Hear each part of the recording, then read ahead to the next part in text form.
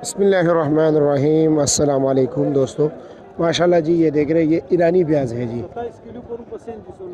और ये वज़न कितना है? 25 किलो। रात को बोली में ये क्या रेट बिका है? हाँ, बोली में रात को क्या रेट बिका है? 3,000 का। कमीशन प्लस है या कमीशन नहीं है? कमीशन ऊपर है, यानी कि तकरीबन ये पड़ता है कुछ 3250 वगैरह का समेत पड़ता है जी। और 25 किलो वजन है। दड़ी क्या रेट चला रहे हो? 5 किलो। अच्छा प्याज बिक रहा है 800। अच्छा प्याज 800 रुपये बिक रहे हैं। और ये क्या बिक रहा है ना? मिक्स 750 पाकिस्तानी प्याज क्या रेट बिक रहा है? पनीरी प्याज 700 750।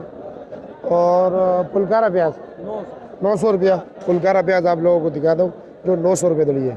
ये है जी पुलकारा प्याज। माशाल्लाह, ये पाकिस्तान की सबसे खूबसूरत प्याज है जी। ये बिक रहा है जी 900 रुपये दड़ी, 180 रुपये किलो। और आलू का रेट चल रहा है जी 300 और 350 रुपया दड़ी, यानी कि 60 और 70 रुपये किलो।